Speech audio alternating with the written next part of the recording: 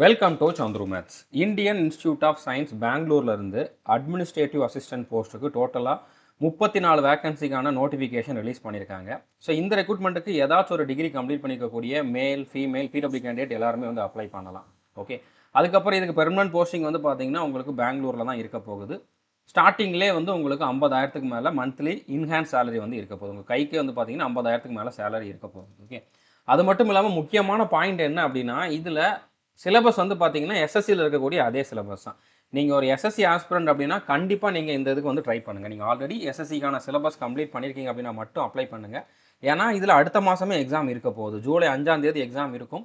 2 அல்லது 3 மாதத்துக்குள்ளே உங்களுக்கு வந்து அப்பாயின்மெண்ட் ஆர்டரே வந்துடும். ஸோ நீங்கள் வந்து இப்போ சிலபஸை கம்ப்ளீட் பண்ணியிருக்கீங்க, எஸ்எஸ்சியோட சிலபஸ் கம்ப்ளீட் பண்ணியிருக்கீங்க அப்படின்னா உங்களுக்கு மட்டும்தான் இதில் சான்ஸ் இருக்குது. நான் இப்போ தான் ஒரு பிகினர் அப்படிங்கிறவங்க வந்து இதை நீங்கள் அப்ளை பண்ணி சும்மானாலும் ட்ரை பண்ணலாம். ஆனால் செலெக்ஷன் ஆகிறதுக்கு SSC students already syllabus complete பண்ணவங்களுக்கு மட்டும்தான் வாய்ப்பு இருக்குது. ஓகே, ஸோ இந்த வீடியோவில் இந்த ரெக்ரூட்மெண்ட் பற்றின கம்ப்ளீட் டீட்டெயில் வந்து பார்க்க போகிறோம். நோட்டிஃபிகேஷனில் கொடுத்துருக்கக்கூடிய A to Z information, age limit என்ன, எஜுகேஷன் குவாலிஃபிகேஷன், சிலபஸ், அடுத்ததாக வந்து பார்த்தீங்கன்னா எக்ஸாம் பேட்டர்ன், அடுத்து இதுக்கு எப்படி அப்ளை பண்ணணும் அப்படிங்கக்கூடிய எல்லா டீட்டெயிலுமே பார்க்க போகிறோம். இந்த ஒரு வீடியோ பார்த்தா போதும். இதை தாண்டி நீங்கள் வேறு எதுவுமே பண்ண வேண்டிய அவசியம் கிடையாது. ஓகே, இதுக்கான அப்ளிகேஷன் ஆல்ரெடி ஓப்பன் ஆயிடுச்சு. ஆன்லைனில் தான் அப்ளை பண்ணணும். 29 மேலேருந்து 18 ஜூன் வரைக்கும் அப்ளை பண்ணிக்கலாம். இதுக்கு ஒரே ஒரு எக்ஸாம் மட்டும்தான். எக்ஸாமில் நெகட்டிவ் மார்க்கும் கிடையாது. எஸ்எஸ்சியோட சிலபஸில் இருக்கக்கூடிய எக்ஸாம் தான். ஓகே, ஸோ இந்த எக்ஸாம் வந்து பார்த்தீங்கன்னா ஜூலை 5ஆம் தேதி நடக்கும். நிறைய பேர் அப்ளை பண்ணியிருந்தாங்க அப்படின்னா அடுத்தடுத்த நாட்கள் போகலாம். மல்டிபிள் ஷிஃப்ட்டில் கூட போகிறதுக்கும் வாய்ப்பு இருக்குது. ஓகே, இதுக்கான அப்ளிகேஷன் ஃபீஸ் வந்து SC, ST, PWD candidate, ex serviceman, women கேண்டிடேட்டாக இருந்தீங்க அப்படின்னா 50 ரூபா மட்டும் பே பண்ணால் போதுமானது. நீங்கள் ஓபிசி, யூஆர், இடபிள்யூஎஸ்ல வரக்கூடிய மேல் கேண்டிடேட்டாக இருந்தீங்க அப்படின்னா நீங்கள் 500 ரூபா வந்து டோட்டலாக பே பண்ணுற மாதிரி இருக்கும். ஓகே, ஸோ டோட்டலாக வந்து இதில் 34 வேகன்சி இருக்குது. ஒவ்வொரு கேட்டகரிக்கும் எவ்வளோ அப்படிங்கிறத கொடுத்துருக்காங்க. பிரியாரிட்டிக்கும் தனியாக வந்து வேகன்சி இருக்குது. எக்ஸ் சர்வீஸ்மேனுக்கும் தனியாக வேகன்சி இருக்குது. இது குரூப் சி லெவலில் வரக்கூடிய வந்து ஒரு போஸ்ட். ஓகே, இதுக்கான பேசிக் பே 29,200. நிறைய பேர் வந்து பார்த்தீங்கன்னா சம்பளம் 92,000 போட்டிருப்பாங்க. அப்படி போடுறவங்களுக்கு கவர்மெண்ட் ஜாப்னா என்னன்னே தெரியலன்னு தான் நான் சொல்லுவேன். 92,000 அப்படிங்கிறது வந்து இந்த இந்த சேலரியோட ரேஞ்ச். ஓகே, இதுதான் பேசிக் பே. இதுக்கப்புறம் ஒரு சில அலோவன்ஸ் ஆட் ஆகி கிட்டத்தட்ட ஒரு 50,000 வந்து சேலரி வரும். ஸோ எந்த வீடியோவில் 92,000 பார்க்குறீங்களோ அந்த சேனலை நீங்கள் இனிமேல் பார்க்காதீங்கன்ட்டு நான் வந்து சொல்லுவேன். ஏன்னா உங்களை மிஸ்கைட் பண்ணுறதுக்காக கொடுக்குறது தான். 92,000 வந்து குரூப் சி லெவலில் இருக்கக்கூடிய எந்த போஸ்ட்டுக்குமே கிடைக்காது. ஓகே, ஈவன் நீங்கள் வந்து ஐஏஎஸ், ஐபிஎஸ் ஆனால் தான் வந்து இந்த ரேஞ்சில் வந்து சேலரி எக்ஸ்பெக்ட் பண்ணவே முடியும். ஓகே, ஸோ புரிஞ்சிருக்குன்னு நினைக்கிறேன். அதுக்கப்புறம் இதுக்கான ஏஜ் லிமிட் வந்து பார்த்தீங்கன்னா 26 வயசு வந்து இருக்கணும். 18/6/2026 இந்த டேட் அப்போ 26 வயசு இருக்கணும். இது யூஆர், இடபிள்யூஎஸ்க்கு தான் வந்து 26. நீங்கள் ஓபிசி கேண்டிடேட் அப்படின்னா உங்களுக்கு இதை விட 3 வயசு அதிகமாக இருக்கலாம். 29 வயசு வரைக்கும் இருக்கலாம். எஸ்சி, எஸ்டி கேண்டிடேட் அப்படின்னா 31 வயசு வரைக்கும் இருக்கலாம். பிடபிள்யூ கேண்டிடேட்னா அவங்க கொடுத்துருக்கிறத விட உங்களோட கேட்டகரியோட அந்த ரிலாக்ஸேஷன் போக எக்ஸ்ட்ரா ஒரு 10 வயசு வரைக்கும் இருக்கலாம்.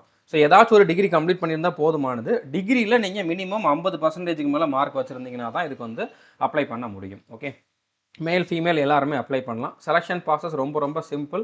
5ஆம் தேதி நடக்க போகிற ஒரு எக்ஸாம். அந்த எக்ஸாமில் நீங்கள் எவ்வளோ மார்க் எடுக்கிறீங்களோ அந்த மார்க்கை மட்டும் வச்சு தான் உங்களோட ஃபைனல் செலெக்ஷன் இருக்க போகுது. வேறு எந்த ஸ்கில் டெஸ்ட்டோ, ஃபிசிக்கல் டெஸ்ட்டோ எதுவுமே கிடையாது. ஓகே, அடுத்து டாக்குமெண்ட் வெரிஃபிகேஷன் பண்ணுவாங்க. அடுத்து மெடிக்கல் ஃபிட்னஸ் வெரிஃபிகேஷன் அப்படிங்கிறது நார்மலாக எல்லா சென்ட்ரல் கவர்மெண்ட் ஜாபுக்கு போகிறவங்களுக்கும் நடக்கக்கூடிய மெடிக்கல் ஃபிட்னஸ் தான். ஓகே, இதுக்கு வந்து உங்களுக்கு நான் ஸ்பெக்ஸ் போட்டிருக்கேன், இல்லைனா எனக்கு இந்த மாதிரி ஒரு ப்ராப்ளம் இருக்குது அப்படிங்கிறவங்கலாம் வந்து கண்டிப்பாக அப்ளை பண்ணலாம். உங்களுக்கு என்ன ப்ராப்ளம் இருந்தாலும் இந்த ரெக்ரூட்மெண்ட்டில் வந்து அது உங்களை பாதிக்காது. ஓகே, சும்மா நார்மலாக ஒரு மெடிக்கல் ஃபிட்னஸ் சர்டிஃபிகேட் வந்து வாங்குவாங்க ஒவ்வொரு எந்த சென்ட்ரல் கவர்மெண்ட் ஜாபுக்கு போனாலும். அந்த மாதிரி ஒரு மெடிக்கல் ஃபிட்னஸ் வெரிஃபிகேஷன் தான் இதில் இருக்கும். ஓகே, எக்ஸாம் பேட்டர்ன் வந்து பார்த்தீங்கன்னா மொத்தமாக இதில் 5 சப்ஜெக்ட் இருக்குது. ஓகே, இதில் நெகட்டிவ் மார்க் கிடையாது. டோட்டலாக 80 கொஷின். ஒரு கொஷினை கரெக்டாக அட்டன் பண்ணிங்கன்னா 1 மார்க்கு. நெகட்டிவ் மார்க் கிடையாது. 1.5 மணி நேரம் வந்து டைம் கொடுப்பாங்க. ஓகே, 80 கொஷினுக்கு 1.5 மணி நேரம் டைம் அப்படிங்கிறது ரொம்பவே அதிகம் தான். இதில் ஆப்டிடியூட்லேருந்து 16 கொஷின் தான். ஓகேவா, அடுத்து இங்கிலீஷ்லேருந்து 16 கொஷின், ரீசனிங்லேருந்து 22 கொஷின், ஜிகேலேருந்து 16 கொஷின், கம்ப்யூட்டர் அவேர்னஸ்லேருந்து பார்த்தீங்கன்னா 10 கொஷின். இப்போ எஸ்எஸ்சி ஆஸ்பிரண்ட் எல்லாருமே வந்து கண்டிப்பாக இதை எல்லாத்தையுமே படிச்சிருப்பீங்க. ஒரு சிலர் இந்த கம்ப்யூட்டர் அவேர்னஸ் மட்டும் வேணால் படிக்காமல் இருந்திருப்பீங்க. ஓகே, நீங்கள் மற்ற சிலபஸை கம்ப்ளீட் பண்ணியிருக்கீங்க, கம்ப்யூட்டர் நாலேஜ் மட்டும் இல்லை அப்படின்னா இருக்கக்கூடிய இந்த 20-25 நாளில் வந்து பார்த்தீங்கன்னா நீங்கள் நம்ம கோர்ஸில் இருக்கீங்கன்னா நம்ம கோர்ஸில் கம்ப்யூட்டர் அவேர்னஸுக்கு மட்டுமே வந்து பார்த்தீங்கன்னா 80 வீடியோக்கு மேலே கொடுத்துருக்கோம். நீங்கள் அதை பார்த்தீங்கனாலே போதுமானது. இல்லை 10க்கு 10 உங்களால் வந்து எடுக்க முடியும். ஓகே, 80 வீடியோனா டைம் அதிகமாக எடுக்கும். நீங்கள் எவ்வளோ முடியுமோ அவ்வளோ சீக்கிரமாக வந்து கம்ப்ளீட் பண்ணுங்கள். மற்ற சிலபஸை கம்ப்ளீட் பண்ணியிருந்தீங்க அப்படின்னா மற்றது எல்லாமே எஸ்எஸ்சியில் இருக்கிற மாதிரி அதே சேம் சிலபஸ் தான். Okay, maths, reasoning, GK, English எல்லாமே சேம் அதே தான். எக்ஸ்ட்ரா எதுவுமே வந்து இருக்காது. ஓகே, ஸோ அதனால் இப்போ உங்களுக்கு டைம் கம்மியாக இருக்குது. புதுசாக இப்போ தான் இதுக்கு அப்ளை பண்ணி படிக்க போகிறோம் அப்படிங்கிறவங்களுக்கு வந்து இதில் சான்ஸே கிடையாது. ஆல்ரெடி சிலபஸ் கம்ப்ளீட் பண்ணவங்களுக்கு நல்லாவே சான்ஸ் இருக்குது. ட்ரை பண்ணி பாருங்கள். ஓகே, இப்போ சிலபஸ் இதுதான். மேத்ஸை பொறுத்த வரைக்கும் உங்களுக்கு அரித்மெட்டிக்கும் இருக்குது, அட்வான்ஸ் மேத்ஸும் இருக்குது. அல்ஜீப்ரா, ட்ரிகனாமெட்ரியிலிருந்தும் கொஷின்ஸ் வரும். அடுத்ததாக percentage, profit and loss, average, ratio, simple interest, compound interest எல்லாத்துலேயுமே வந்து கொஷின்ஸ் வரும். ஓகே, ரீசனிங்குமே நீங்கள் வந்து இது வந்து இங்கிலீஷ். ஓகே, வெர்பல் எபிலிட்டி அப்படிங்கிறது இங்கிலீஷ்லேயுமே வந்து பார்த்தீங்கன்னா ஒகாபுலரி, கிராமர், பேசேஜ் ரீடிங் இது எல்லாத்துலேருந்தும் கொஷின்ஸ் வரும். ஓகே, பிக்யூஆர்எஸ், க்ளோஸ் டெஸ்ட் எல்லாமே வந்து நீங்கள் எக்ஸ்பெக்ட் பண்ணலாம். அடுத்து ரீசனிங்கை பொறுத்த வரைக்கும் எஸ்எஸ்சியில் இருக்கக்கூடிய அதே சிலபஸ் தான். நீங்கள் எக்ஸ்ட்ரா எதுவுமே வந்து புதுசாக படிக்க வேண்டிய அவசியம் கிடையாது. ஜிகே எல்லா எக்ஸாமுக்கும் காமன் தான்.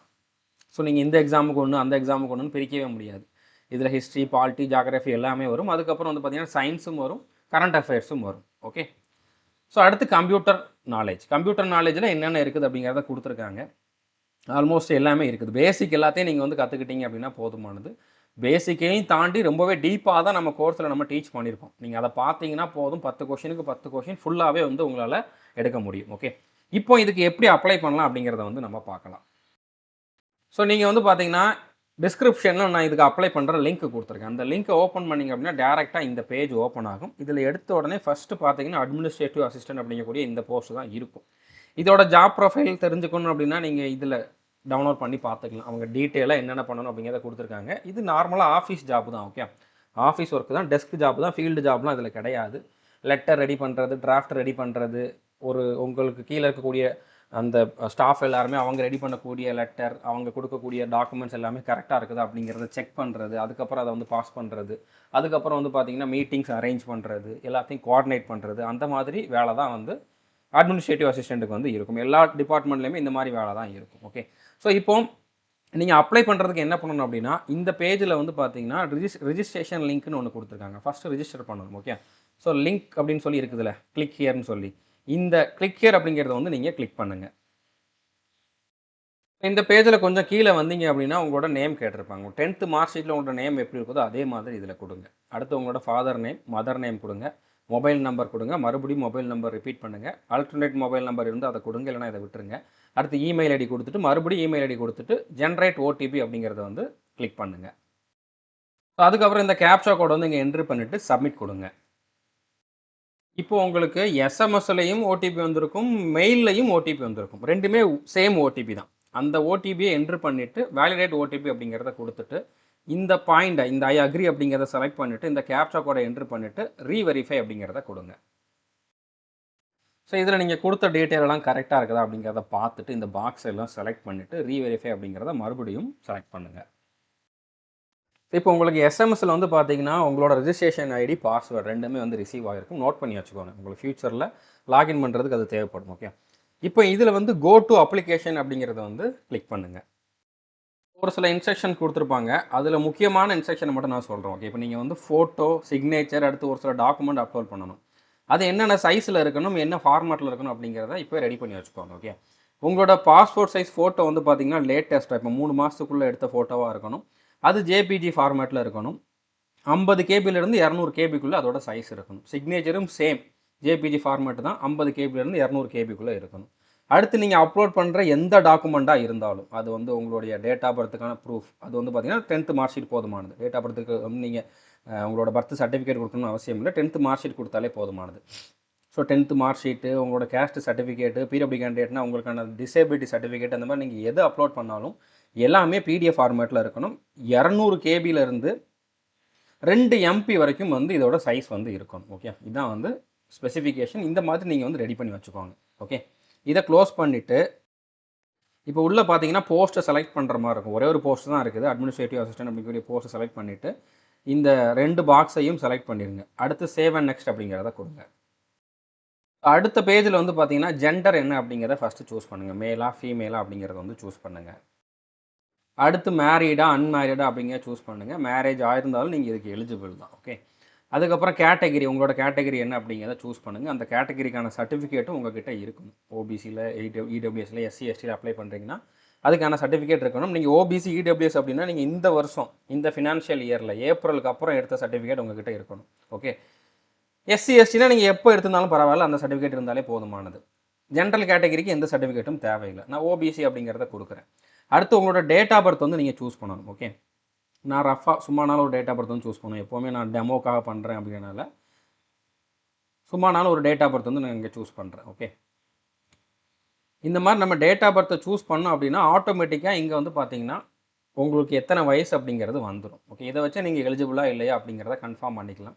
நீங்கள் ஆல்ரெடி வந்து இந்த இந்தியன் இன்ஸ்டியூட் ஆஃப் சயின்ஸில் ஒர்க் பண்ணுறீங்களான்னு கேட்டிருக்காங்க. நோ கொடுத்துருங்க.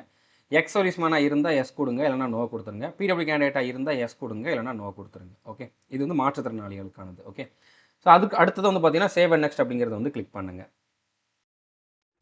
ஸோ அடுத்து உங்களோட அட்ரஸ் கொடுக்கணும். ஃபஸ்ட்டு கரஸ்பாண்டன்ஸ் அட்ரஸ், இப்போ இருக்கக்கூடிய அட்ரஸ், அடுத்து பெர்மனன்ட் அட்ரஸ். ரெண்டுமே ஒன்று தான் அப்படின்னா நீங்கள் ஒன்றில் மட்டும் என்ட்ரு பண்ணிவிட்டு இந்த இடத்துல எஸ் கொடுத்தீங்கனாலே கீழே ஆட்டோமேட்டிக்காக காப்பி ஆயிரும். இல்லை வேறு அப்படின்னா இங்கே நோ கொடுத்துட்டு கீழே வேறு அட்ரஸ் என்னவோ அதை வந்து நீங்கள் என்ட்ரு பண்ணணும். ஓகே, ஸோ இப்போ அட்ரஸ் லைன் 1 to 2மே நீங்கள் ஃபில் பண்ணணும்.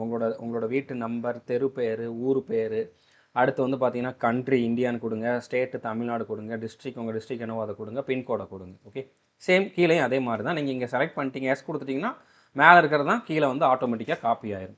அடுத்து சேவ் அண்ட் நெக்ஸ்ட் அப்படிங்கிறத வந்து செலக்ட் பண்ணுங்கள். அடுத்து உங்களோட குவாலிஃபிகேஷன் டீட்டெயில்ஸ் கொடுக்குற மாதிரி இருக்கும். ஃபஸ்ட்டு எசென்ஷியல் குவாலிஃபிகேஷன், இந்த போஸ்ட்டுக்கான குவாலிஃபிகேஷன் நீங்கள் ஃபஸ்ட்டு கொடுக்கணும். இந்த போஸ்ட்டுக்கான குவாலிஃபிகேஷன் டிகிரி முடிச்சிருக்கணும், 50% மேலே மார்க் வச்சுருக்கணும். ஓகே, ஸோ அப்போ நீங்கள் இதில் டிகிரியோட டீட்டெயில்ஸ் தான் கொடுக்கணும். என்ன டிகிரி முடிச்சிருக்கீங்க, பிஇ, பிடெக், பிஏ, பிஎஸ்சி என்னவோ வந்து அதை வந்து இங்கே கொடுங்க. ஓகே, ஃபுல்லாகவே கொடுத்துங்க. பிஇ, மெக்கானிக்கல் இன்ஜினியரிங் அந்த மாதிரி ஃபுல்லாகவே வந்து எவ்வளோ டைப் பண்ண முடியுது அவ்வளோ வந்து கொடுங்க. ஓகே, இல்லைனா ஷார்ட்டாக கொடுங்க. அடுத்து வந்து பார்த்தீங்கன்னா எந்த காலேஜில் படிச்சிங்க, எந்த யூனிவர்சிட்டியில் அந்த காலேஜ் வந்து வரும். அடுத்ததாக வந்து பார்த்தீங்கன்னா ஸ்பெஷலைசேஷன். ஸோ அப்போ நீங்கள் இந்த இடத்துல ஸ்பெஷலைசேஷன் கேட்டிருக்காங்க அப்படின்னால இங்கே நீங்கள் பிஏ, பிஇ, பிடெக் அப்படிங்கிறத மட்டும் கொடுத்துட்டு இங்கே மெக்கானிக்கல் இன்ஜினியரிங், எலக்ட்ரிக்கல் இன்ஜினியரிங், இல்லைனா வந்து இங்கிலீஷ், பிஏ இங்கிலீஷ் அந்த மாதிரி நீங்கள் என்ன மேஜரோ அதை வந்து இங்கே கொடுத்துருங்க. ஓகே, இங்கே வந்து பிஏ, பிடெக் அந்த மாதிரி கொடுத்தா போதும். இங்கே வந்து என்ன சப்ஜெக்டோ அதை வந்து கொடுத்தா போதும். ஓகே, எந்த இயரில் ஜாயின் பண்ணீங்க, எந்த இயரில் கம்ப்ளீட் பண்ணீங்க, இயர் கொடுத்தா போதும். அடுத்து பர்சன்டேஜ் மார்க் தான் கேட்டிருக்காங்க. எனக்கு வந்து கிரேடில் இருக்கும், இல்லைனா வந்து பார்த்தீங்கன்னா சிஜிபிஏல இருக்கும் அப்படின்னா அதை நீங்கள் வந்து கன்வெர்ட் பண்ணணும். ஓகே, கிரேடில் இருக்கிறத வந்து பர்சன்டேஜுக்கு கன்வெர்ட் பண்ணணும், சிஜிபிஏல இருக்கிறதையுமே வந்து பார்த்தீங்கன்னா பர்சன்டேஜுக்கு கன்வெர்ட் பண்ணணும். ஸோ பர்சன்டேஜுக்கு கன்வெர்ட் பண்ணுறதுக்கு உங்களோட யூனிவர்சிட்டியில் வந்து ஒரு ஃபார்முலா வச்சுருப்பாங்க. அந்த ஃபார்முலாவை தெரிஞ்சுக்கிட்டு கன்வெர்ட் பண்ணுங்கள். இல்லை நார்மலாக வந்து இன்ட்டு 10 தான் பண்ணுவாங்க. இப்போ சிஜிபிஏ வந்து 7 அப்படின்னா 70% தான் போடுவாங்க அப்படிங்கிறது உங்களுக்கு நல்லா தெரியும் அப்படின்னா நீங்கள் அதை போட்டுருங்க. அடுத்து கிரேடும் கேட்டிருக்காங்க. ஓகே, ஸோ ஏ கிரேட், பி கிரேட், இல்லைனா கிளாஸ் என்ன கிளாஸ் அப்படிங்கிறத நீங்கள் வந்து கொடுக்கலாம். இது வந்து டிகிரியோட டீட்டெயில்ஸ். அதுக்கப்புறம் கீழே வந்து பார்த்தீங்கன்னா நீங்கள் 10th எவ்வளோ மார்க் எடுத்தீங்களோ அது எல்லாத்தையுமே கொடுக்கணும். ஃபஸ்ட்டு 10th கொடுக்கணும். அடுத்து இதை ஃபுல்லாக என்ட்ரு பண்ணிவிட்டு இப்போ நான் மேலே என்ன சொல்லணும் அதே மாதிரி தான் என்ட்ரு பண்ணணும். குவாலிஃபிகேஷன் 10th, அடுத்து வந்து பார்த்தீங்கன்னா 10th கொடுக்கலாம், எஸ்எஸ்எல்சி கொடுக்கலாம், எந்த ஸ்கூலோட நேம், போர்டு வந்து ஸ்டேட் போர்டு. ஓகே, ஸோ இந்த இடத்துல வந்து 10th தான், மறுபடியும் நீங்கள் 10th கொடுத்துருங்க, எஸ்எஸ்எல்சினே கொடுத்துருங்க. அதுக்கு தனியாக ஒரு ஸ்பெஷலைசேஷன்லாம் கிடையாது. ஓகே, சேம் எந்த இயர் ஜாயின் பண்ணீங்க, எந்த இயர் கம்ப்ளீட் பண்ணீங்க, எவ்வளோ பர்சன்டேஜ் மார்க் எடுத்திருந்தீங்க, கிரேடு இல்லாட்டியுமே நீங்கள் வந்து அந்த பர்சன்டேஜுக்கு ஏற்ற மாதிரி ஏ கிரேட், பி கிரேடுன்னு கொடுங்க. ஓகே, ஏன்னா ஸ்கூலில் கிரேட்லாம் கொடுக்க மாட்டாங்க. ஓகே, ஸோ நீங்கள் சும்மானாலும் ஏ கிரேட், பி கிரேட் அப்படிங்கிற மாதிரி ஒரு குறிப்பிட்ட பர்சன்டேஜுக்கு ஏற்ற மாதிரி கொடுங்க. அதுக்கு எந்த ஒரு க்ரைட்டீரியாவும் கிடையாது. ஓகே, ஆனால் இது கண்டிப்பாக ஃபில் பண்ணியே ஆகணும். அப்படின்னா நீங்கள் இதை ஃபில் பண்ணி தான் ஆகணும். ஸோ இந்த மாதிரி 10th கொடுத்ததுக்கப்புறம் ஆட் நியூ ரோ கொடுத்தீங்கன்னா இதே மாதிரி இன்னொரு ரோ கிரியேட் ஆகும். அதில் 12th கொடுங்க. வேறு எதுவும் குவாலிஃபிகேஷன் இருக்குன்னு அதை கொடுங்க.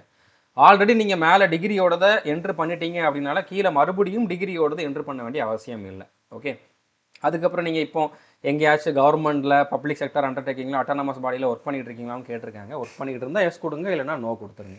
ஓகே, அடுத்ததாக வந்து உங்களுக்கு தெரிஞ்ச, உங்களை நல்லா தெரிஞ்ச 2 பேரோட டீட்டெயில்ஸ் வந்து கொடுக்கணும். உங்கள் வீட்டு பக்கத்தில் இருக்கிறவங்க, அவங்க ரிலேட்டிவ்ஸாக கூட இருக்கலாம்.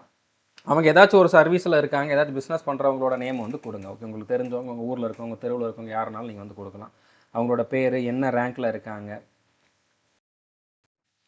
ஸோ அஃபிலியேஷன்னா வந்து பார்த்தீங்கன்னா அவர் எங்கே ஒர்க் பண்ணுறாரு அப்படிங்கிறது. ஓகே, அவர் என்ன ரேங்க்கில் இருக்காரு, எங்கே ஒர்க் பண்ணுறாரு அந்த இதை வந்து நீங்கள் கொடுங்க. அடுத்து அவரோட அட்ரஸுக்கு வந்து 3 லைன் கொடுத்துருக்காங்க.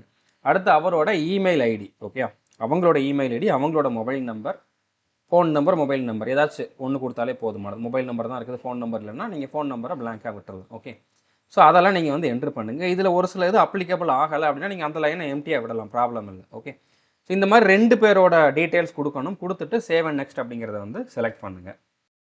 ரெஃபரி ஸ்டேட்டஸ் கொடுக்குறீங்களா, அதாவது உங்களுக்கு தெரிஞ்சவங்களோட பேர் 2 பேரோட டீட்டெயில்ஸ் கொடுக்குறீங்களா, அதில் எல்லா காலமும் கண்டிப்பாக ஃபில் பண்ணணும். ஓகே, ஸோ நான் வந்து சொல்லியிருப்பேன் அதில் ஏதாச்சும் ஒன்று தெரியலனா விட்டுருங்கன்ட்டு. ஆனால் எல்லாத்தையுமே ஃபில் பண்ண சொல்லியிருக்காங்க. ஸோ அதில் இப்போ மொபைல் நம்பர், ஃபோன் நம்பர் 2மே கேட்குறாங்க. ஃபோன் நம்பர் இல்லை அப்படின்னா 2லேயுமே சேம் மொபைல் நம்பரை கூட கொடுங்க, ஒன்றும் ப்ராப்ளம் இல்லை, அது எடுத்துக்குது. ஓகே, அந்த மாதிரி கொடுத்துருங்க. இப்போ லாஸ்ட் பேஜில் வந்து பார்த்தீங்கன்னா, இப்போ இங்கே வந்து டாக்குமெண்ட்ஸ் அப்லோட் பண்ணணும்.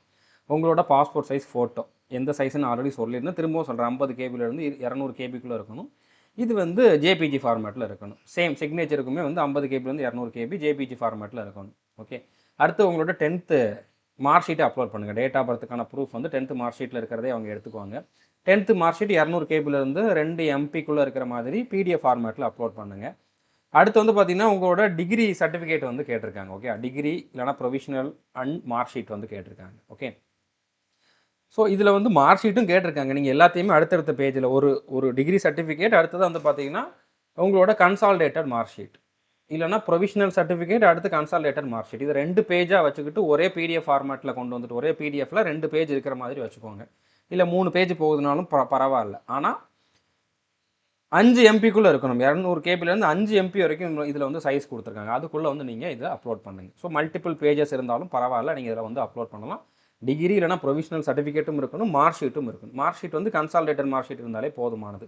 இல்லை அப்படி இல்லைன்னா நீங்கள் தனித்தனியாக செமஸ்டர் வைஸ் மார்க் ஷீட் வச்சாகணும். ஓகே, 2ல் ஏதாச்சும் ஒன்று இருக்கணும். அடுத்து உங்களுடைய ஓபிசி சர்டிஃபிகேட் இல்லைனா EWS SC ST certificate upload பண்ணணும். இது 200 கேபிலேருந்து 2 எம்பிக்குள்ளே பிடிஎஃப் ஃபார்மேட்டில் இருக்கணும். இதெல்லாம் நீங்கள் வந்து அப்லோட் பண்ணுங்கள். அதுக்கப்புறம் எக்ஸாமுக்கான சிட்டி நீங்கள் சூஸ் பண்ணணும். இது உங்களுக்கு கர்நாடகாவில் இருக்கக்கூடிய சிட்டி மட்டும்தான் இருக்குது, தமிழ்நாட்டில் வந்து அவங்க கொடுக்கல. ஓகே, ஸோ இதில் நீங்கள் வந்து ஒரு 3 சிட்டியை வந்து சூஸ் பண்ணிக்குவாங்க. ஸோ நான் சும்மானாலும் கொடுக்குறேன் உங்களுக்கு. உங்கள் ஊர்லேருந்து எது பக்கம் அப்படிங்கிற மாதிரி சர்ச் பண்ணி பாருங்கள்.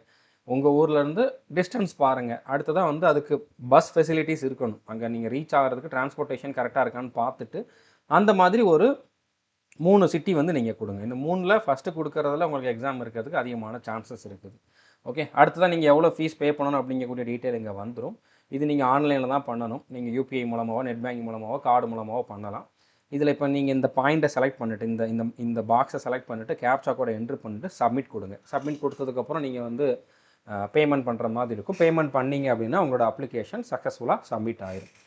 இதுக்கப்புறம் நீங்கள் திரும்ப லாகின் பண்ணி பார்க்குறதுக்கு உங்களுக்கு வந்து யூசர் ஐடி பாஸ்வேர்டு வந்து பார்த்தீங்கன்னா உங்களுக்கு எஸ்எம்எஸ்ஸில் வந்திருக்கும், இமெயிலையும் வந்திருக்கும். அதை நோட் பண்ணி வச்சுக்கோங்க. நீங்கள் அட்மிட் கார்டு டவுன்லோட் பண்ணுறதுக்கோ ஃப்யூச்சரில் வேறு என்ன அப்டேட் வந்தாலும் பார்க்குறதுக்கு நீங்கள் லாகின் பண்ணி பார்க்குற மாதிரி இருக்குதுன்னா அந்த லாகின் டீட்டெயில்ஸ் உங்களுக்கு தேவை, அதை நோட் பண்ணி வச்சுக்கோங்க.